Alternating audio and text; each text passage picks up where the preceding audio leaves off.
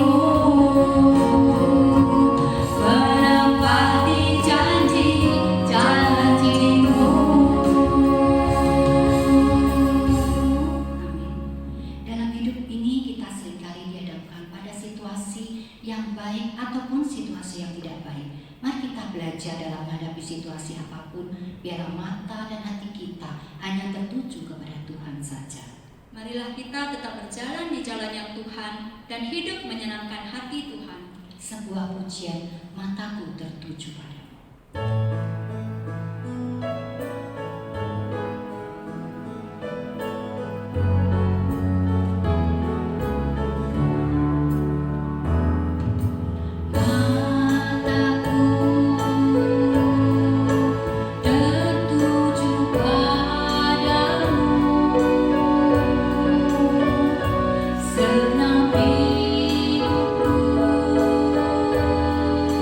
Ku serahkan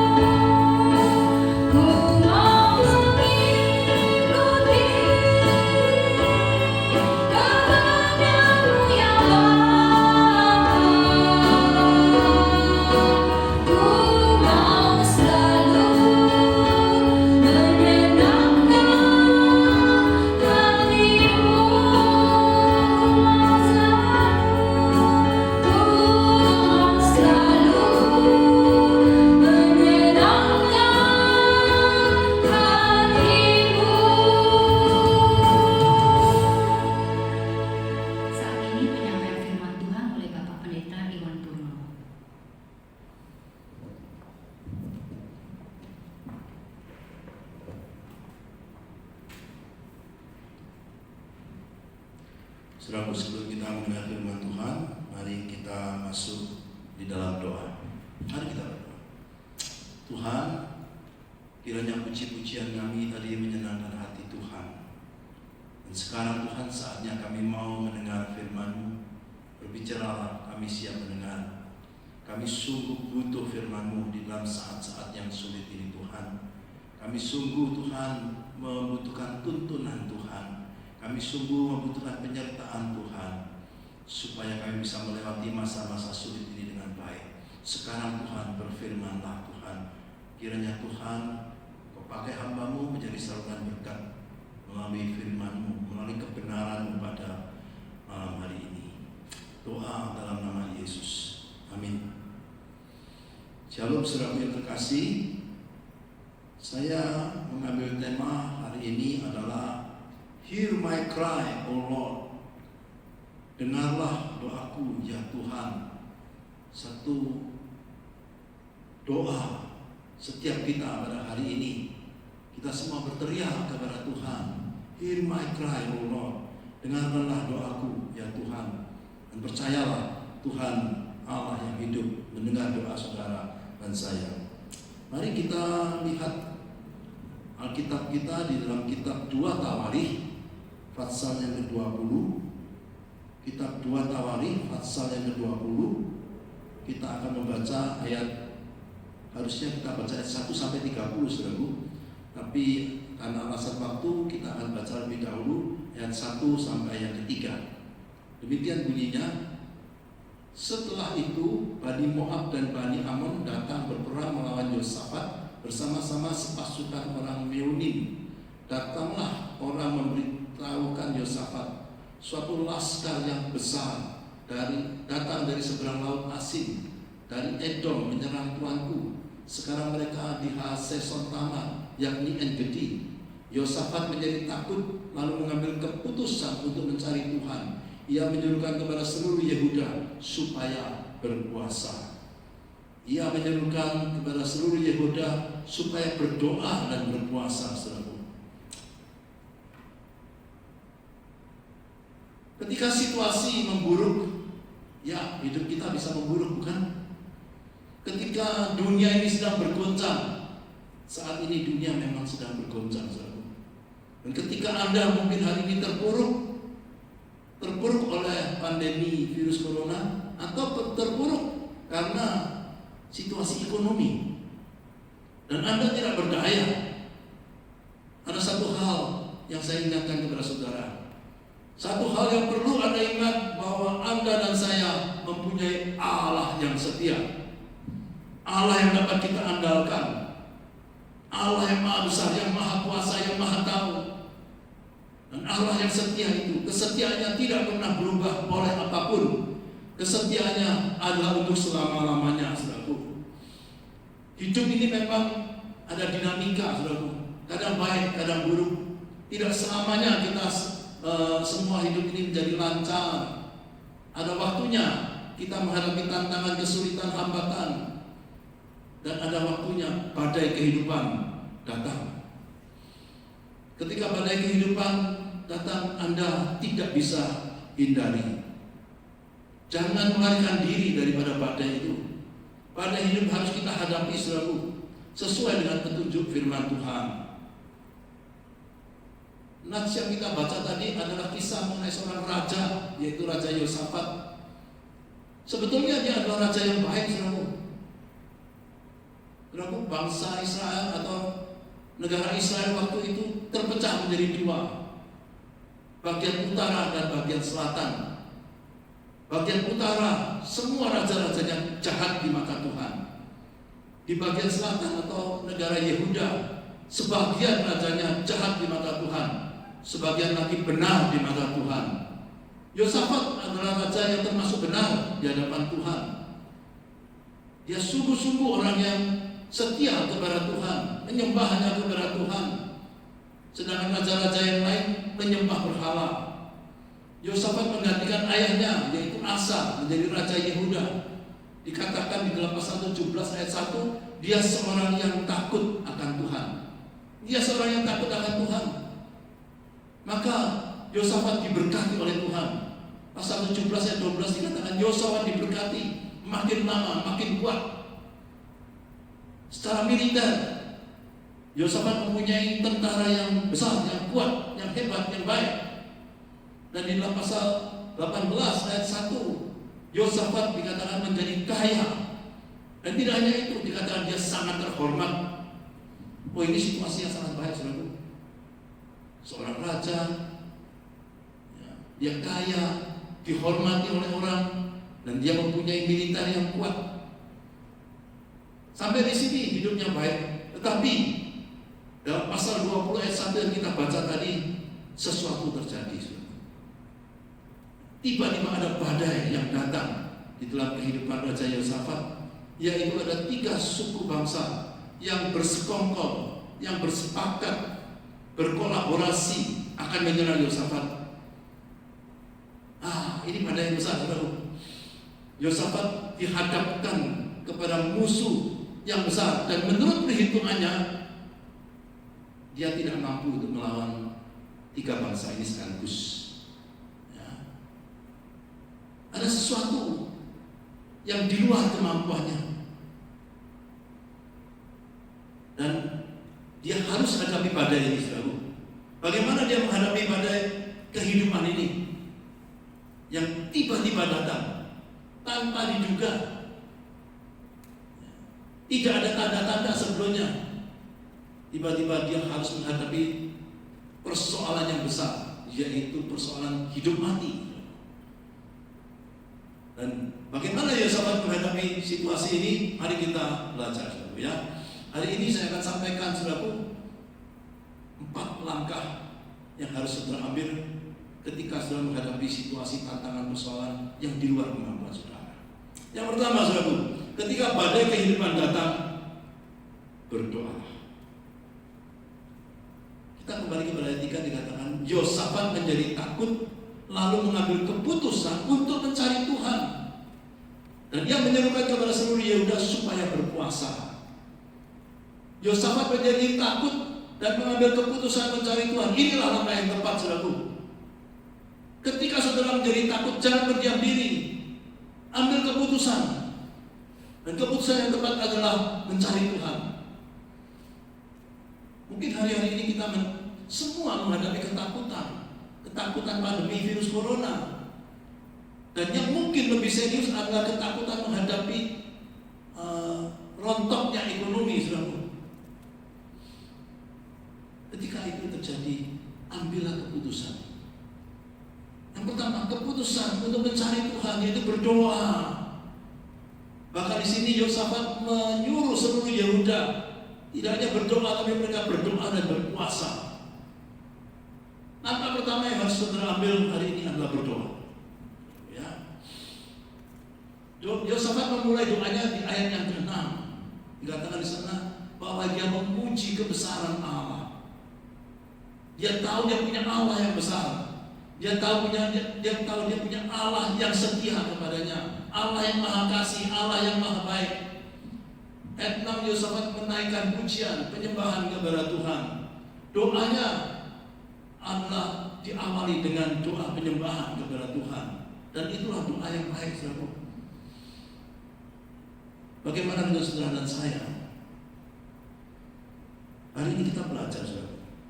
Ketika engkau mempunyai masalah apapun, ya, tentu tidak hanya masalah virus corona ini, saudara, tapi persoalan apapun. Langkah pertama, doa. Ya. Sesungguhnya doa adalah senjata terhebat yang dipunyai orang Kristen. Namun sangat mengherankan, justru senjata itu yang paling jarang digunakan. Kalau saya ibaratnya sebagai senjata, kita punya senjata yang hebat, tapi kita taruh di lemari, saudara. Kita simpan di gudang dan jarang dipakai. Kita punya senjata yang hebat di dalam peperangan ini, saudara. Pakailah senjata itu, yaitu doa. Sayang sekali orang malas untuk berdoa. Dan kalau kita mau jujur, saudara dan saya malas untuk berdoa. Hari-hari ini Tuhan mengajar saudara dan saya untuk segera menengok ke atas, menengadah ke atas. Saudara dan saya perlu berdoa dan sungguh berdoa. Ya. Ada satu ungkapan yang berbunyi demikian: kaki yang diawali dengan berlutut untuk berdoa di pagi hari akan menjadi kaki yang berdiri tegak dan tidak tersandung untuk berjalan sepanjang hari. Artinya apa, saudara? Kalau saudara memulai hari-hari saudara dengan memakai kaki saudara berlutut berdoa di pagi hari, maka sepanjang hari saudara akan berdiri tegak, tidak tersandung oleh apapun. Mengapa seringkali kita tersandung? Mengapa kita seringkali menjadi lemah? Mengapa seringkali kita menjadi putus asa? Mengapa kita tidak punya kekuatan? Karena saudara dan saya malas untuk berdoa. Hari-hari ini bagaimana saudara memulai awal kehidupan saudara? Apakah saudara memulai dengan doa? Atau saudara memulai hari-hari saudara dengan membuka handphone dan membaca WhatsApp yang masuk? Hari-hari ini saudaraku, tidak ada alasan untuk saudara tidak berdoa. Mungkin di waktu-waktu yang lalu saudara mengatakan saya sibuk dan sangat sibuk, terlalu sibuk sampai tidak ada waktu berdoa. Hari ini Tuhan membuat saudara tidak bisa sibuk, bukan? Hari ini saudara punya banyak waktu. Saudara pakai untuk apa waktu saudara? Pakailah waktu saudara hari-hari ini untuk banyak-banyak berdoa, membangun relasi yang intim dengan Tuhan, membangun satu hubungan yang baik dengan Tuhan. Ya. Dan satu teguran lagi, satu kalimat berbunyi demikian: mengetahui banyak tentang doa itu baik, tetapi itu tidak berguna sampai Anda berdoa. Oh, banyak orang Kristen sudah tahu banyak tentang doa, mendengar ribuan kali mungkin khotbah tentang doa, ikut seminar doa di sana dan di sini, tahu banyak tentang doa, tapi kurang berdoa. Mengetahui banyak tentang doa itu baik, tapi itu tidak berguna sampai Anda sungguh-sungguh berdoa. Berdoalah dan percayalah bahwa Dia mendengar doa Anda. Kita punya Allah yang hidup, saudaraku. Saudara berdoa dan saudara percaya bahwa Dia mendengar doa saudara. Berdoalah dan percaya bahwa Dia peduli dengan saudara dan Dia mau menolong saudara.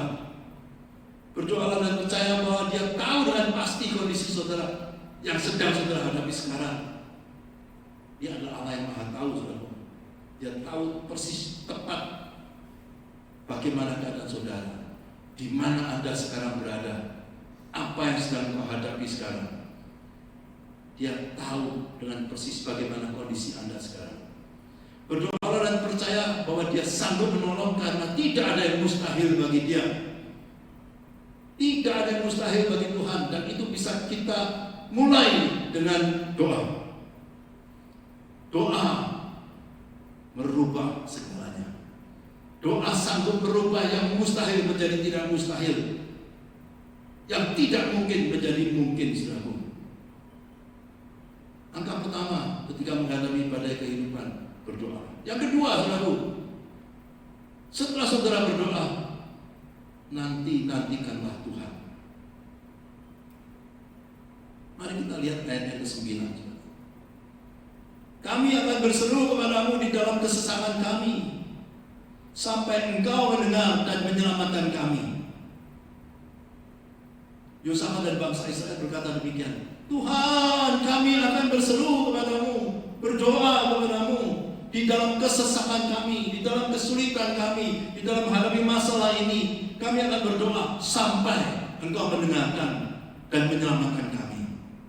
Artinya apa, saudaraku? Ketika engkau berdoa, teruslah berdoa. Ketika engkau berdoa, setelah engkau berdoa, nantikanlah Dia, dan jangan berhenti berdoa. Mungkin saudara tanya, Boksu, sampai kapan saya harus berdoa? Berdoalah sampai Tuhan mendengar. Mungkin itu 1 minggu, mungkin itu 1 bulan, atau 1 tahun, atau bahkan mungkin itu 10 tahun. Ada seorang ibu yang berdoa untuk anaknya selama 10 tahun baru anaknya bertobat. Dengan cucuran air mata, dengan doa yang sungguh-sungguh pagi, siang, malam, barulah anak itu bertobat setelah 10 tahun. Artinya apa? Berdoalah terus-menerus sampai Tuhan menjawab. Dan setelah berdoa, mungkin keadaan belum berubah. Setelah berdoa, mungkin keadaan lebih buruk. Itu sebabnya mari kita baca ayat 12, saudaraku. Setelah Yosafat dan bangsa Israel berdoa, persoalan belum selesai, saudaraku. Ayat 12 berkata demikian. Karena kami tidak mempunyai kekuatan, kami tidak tahu apa yang harus kami lakukan, tetapi mata kami tertuju kepadamu. Setelah berdoa, persoalan belum selesai, saudaraku. Bahkan di sini dikatakan Yosafat dan bangsa Israel mencapai 1 titik yang terendah di dalam kehidupan mereka. Mereka dikatakan tidak mempunyai kekuatan lagi dan tidak tahu lagi apa yang harus diperbuat. Hari-hari ini banyak orang yang tidak tahu lagi apa yang harus diperbuat. Yosafat berkata, tetapi mataku tertuju kepadamu. Mengapa demikian, saudaraku? Karena di dalam Dia ada harapan. Ketika semua jalan kelihatan buntu, di dalam Dia selalu ada jalan. Di dalam Tuhan selalu ada jalan. Dan di dalam Dia selalu ada pengharapan. Pengharapan di dalam Tuhan tidak pernah mengecewakan. Yakinlah, kau punya Tuhan yang baik, kau punya Tuhan yang setia tadi. Saudaraku, dalam menghadapi situasi ini, jangan menjadi orang yang pesimis, saudaraku. Ya, jangan menjadi orang yang negatif. Ya, saya ingin saudara kita menebarkan optimisme. Saya tidak mau menebarkan pesimisme. Mari kita sekarang berpikir positif, berkata-kata positif dalam melakukan hal-hal yang positif. Sekali lagi sudah punya banyak waktu, bukan? Berpikirlah positif, berkata-kata positif, bertindaklah positif, berkreasilah yang positif, saudara. Ya. Jangan lagi saudara terpengaruh oleh hal-hal yang negatif dan pesimis. Saya bisa membuat saudara pesimis dengan keadaan situasi ini, apa yang terjadi di sini dan di sana. Dan saudara lebih tahu banyak tentang kabar-kabar itu, dan saya tidak akan mengulangi lagi. Saya hanya ingin menebarkan hal-hal yang positif, yang baik. Saya berharap tidak menjadi orang yang menularkan virus corona, tapi saya ingin menjadi orang yang menularkan hal-hal yang positif. Ya. Jadilah orang yang menularkan harapan, jadilah orang yang menularkan sukacita, jadilah orang yang menularkan kasih di dalam situasi ini. Saudaraku, sekali lagi, doa mungkin tidak merubah keadaan, tetapi lebih sering doa akan mengubah hati sikap Anda terhadap situasi yang Anda hadapi. Dan itu sering saya alami.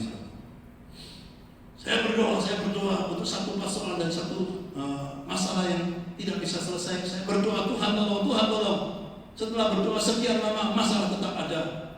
Apakah Tuhan tidak mendengar doa saya? Tuhan tetap mendengar. Doa sekali lagi mungkin tidak merubah keadaan, tapi doa mungkin mengubah hati dan sikap saya dan sikap Anda menghadapi situasi yang kita hadapi hari ini, saudara. Ya. Oleh sebab itu, setelah berdoa, nantikanlah Tuhan. Tunggulah, jangan mengambil keputusan sendiri, jangan mengambil jalan saudara sendiri. Manusia menilai bahwa menunggu itu adalah buang-buang waktu, tetapi justru pada waktu menunggu itulah Tuhan bekerja. Sekali lagi, saya pun sering mengalami hal-hal seperti ini, saudaraku. Setelah berdoa dan nantikan Tuhan, seolah-olah Tuhan diam, tetapi sesungguhnya menunggu itu seringkali ada jawaban doa. Karena di dalam kita menunggu itu, Tuhan sedang bekerja. Yang ketiga, saudaraku, taatilah cara-cara Tuhan. Setelah Yosafat dan rakyat berdoa, berpuasa, akhirnya Tuhan memunculkan seorang yang bernama Yahasiel, orang biasa dari suku Lewi, bukan seorang jenderal, bukan seorang tentara, tapi dari suku Lewi. Tuhan membangkitkan orang itu. Tuhan berbicara kepada Yahasiel supaya menyampaikan kepada Yosafat apa yang harus diperbuat. Tuhan berkata kepada Yosafat melalui Yahasiel, besok pagi majulah berperang kepada tiga suku bangsa itu. Tapi engkau tidak usah membawa peralatan senjata. Yang perlu engkau lakukan hanyalah nyanyikan puji-pujian bagi Tuhan. Ini cara Tuhan yang mungkin tidak kita pikirkan atau tidak sejalan dengan pikiran kita. Ayat 21 dikatakan, setelah ia mengangkat orang-orang yang akan menyanyikan nyanyian untuk Tuhan dan memuji Tuhan dalam pakaian kudus. Nyanyikanlah nyanyian syukur bagi Tuhan, bahwasanya untuk selama-lamanya kasih setianya. Saudaraku, cara Tuhan tidak seperti yang Anda duga. Cara Tuhan kadang-kadang tidak sejalan dengan logika kita, tidak masuk akal. Tetapi cara Tuhan tidak pernah salah. Percayai cara Tuhan dan taatilah. Itulah yang benar, saudaraku. Karena cara saudara mungkin justru yang seringkali salah. Cara saya seringkali salah, cara Tuhan tidak pernah salah. Masalahnya seringkali saudara dan saya sudah menentukan jawaban doa kita. Ketika kita berdoa untuk ini, lalu saudara menentukan jawabannya harus begini. Dan seringkali jawaban Tuhan jauh berbeda. Jawaban doa Tuhan seringkali tidak sama dengan apa yang kita pikirkan. Ketaatan kepada firman Tuhan mungkin membuat Anda seperti orang bodoh. Tetapi kalau kau tidak taat kepada firman Tuhan, itu berarti kau sungguh-sungguh bodoh. Saya tidak cukup waktu untuk memberikan contoh-contoh ini, saudaraku. Ya, di dalam peristiwa ini pun seperti orang bodoh, bagaimana berperang hanya menyanyi-nyanyikan pujian, itu seperti seorang menghantar nyawa kepada musuh. Ketaatan pada firman Tuhan mungkin membuat saudara seperti orang bodoh. Tapi saya peringatkan saudara-saudara lagi, tidak taat kepada firman Tuhan berarti kau sungguh-sungguh bodoh. Ya. Ketika mereka mentaati firman Tuhan, Tuhan bekerja. Tuhan yang akan berperang bagi musuh-musuh mereka. Hal yang sama, jika Anda mengikuti cara Tuhan, maka yang pertama saudara ada damai sejahtera dari Tuhan yang menyertai engkau. Dan yang berikutnya ada supply, ya, ada dukungan dari Tuhan untuk saudara bisa menyelesaikan persoalan dengan baik. Yang terakhir, yang keempat, bersyukurlah pada Tuhan walau situasi belum berubah. Bersyukurlah kepada Tuhan walaupun situasi belum berubah. Setelah kita berdoa, tadi kita diminta untuk menanti-nantikan pertolongannya, menanti-nantikan jawaban doa Tuhan. Sambil menanti pertolongannya, sikap terbaik adalah bersyukur. Sikap terbaik adalah bersyukur. Bersyukur mempunyai arti menerima apapun pengaturan Tuhan dalam kehidupan ini. Menerima apapun, saudaraku. Yang baik kita terima, yang menurut kita buruk itu pun harus kita terima. Itu namanya bersyukur, saudaraku. Itu sebabnya ada juga ayat yang mengatakan bersyukurlah di dalam segala sesuatu. Artinya bersyukur pada waktu baik, bersyukur pada waktu kurang baik. Tidak ada pemberontakan, tidak ada sungut-sungut, tidak ada keraguan-keraguan. Itu namanya bersyukur, saudara. Bersyukurlah kepada Tuhan bukan hanya karena apa yang telah Dia perbuat dalam hidupmu, tapi bersyukurlah juga untuk apa yang akan Dia perbuat dalam hidupmu. Itulah yang dikehendaki oleh Tuhan. Kita tidak tahu lagi apa yang terjadi di depan, saudara. Tapi kita diminta untuk bersyukur dan percaya bahwa apa yang Tuhan lakukan tetap baik. Bapak yang terkasih, bagaimana akhir daripada kisah ini? Setelah Yosafat melakukan 4 langkah ini, dan terutama ketika dia mentaati firman Tuhan, walaupun tidak sesuai dengan logikanya, dan bersyukur walaupun semuanya masih belum berubah, bagaimana akhir daripada kisah ini? Tuhan turun tangan. Ayat 22-24 berpuji demikian. Ketika mereka mulai bersorak-sorai dan menyanyikan nyanyian pujian, dibuat Tuhanlah penghadangan. Lalu Bani Ammon dan Moab berdiri menentang penduduk pegunungan Seir, hendak menumpas dan memunahkan mereka. Perhatikan, segera sesudah mereka membinasakan penduduk Seir, mereka saling bunuh-membunuh. Dan berikutnya dikatakan, tampaklah semuanya telah menjadi bangkai, tidak ada yang terluput. Ini pekerjaan Tuhan, ini tangan Tuhan yang melakukannya. Ketika bangsa Israel bersorak-sorai dan menyanyikan pujian syukur buat Tuhan, maka dikatakan Tuhan yang membuat penghadangan kepada 3 suku bangsa itu. Tuhan yang membuat penghadangan, Tuhan yang berhadapan dengan mereka, Tuhan yang melawan mereka. Dan di luar dugaan juga dikatakan Bani Ammon dan Bani Moab itu akhirnya saling bunuh-membunuh.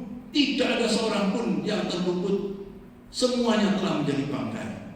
Kemenangan bersama dengan Tuhan, bukan? Satu solusi yang terbaik yang Tuhan berikan, walaupun tidak masuk akal.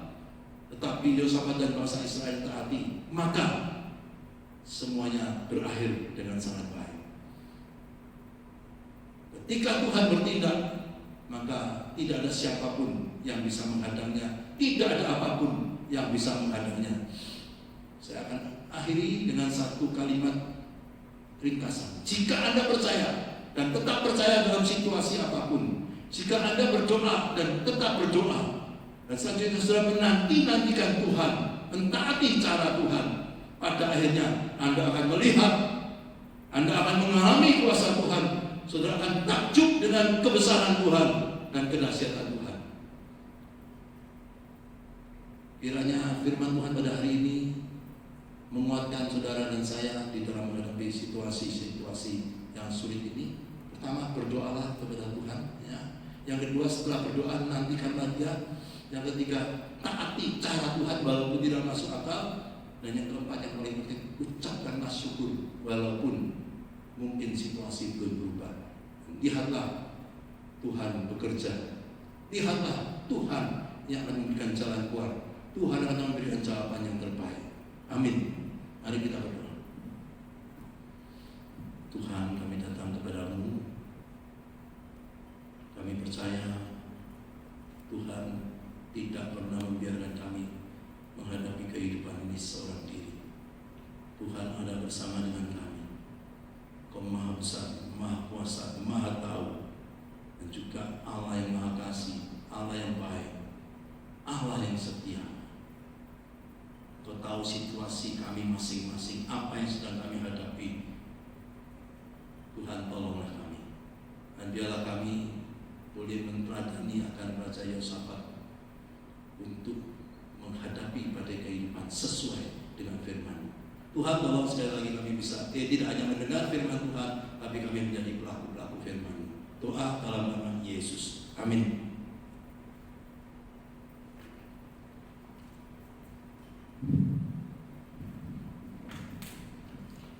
kasih untuk penyampaian firman Tuhan-Nya. Dan saat ini saya akan mengumumkan untuk persada berikutnya, yaitu di tanggal 23 Mei 2020. Itu akan dimulai pada pukul 19.30 pas hari Sabtu. Oke, dan saat ini kita akan persembahan saudara-saudari semuanya dapat melalui OVO, yaitu pada nomor 08195 988 6000. Saya ulangi, OVO 08195 988 6000, atau saudara-saudari dapat mentransferkan ke rekening BCA 864505870 atas nama Josephine. Saya ulangi, rekening BCA 864505870 atas nama Josephine. Oke, saat ini kita akan naikkan pujian Kaulah Harapanku.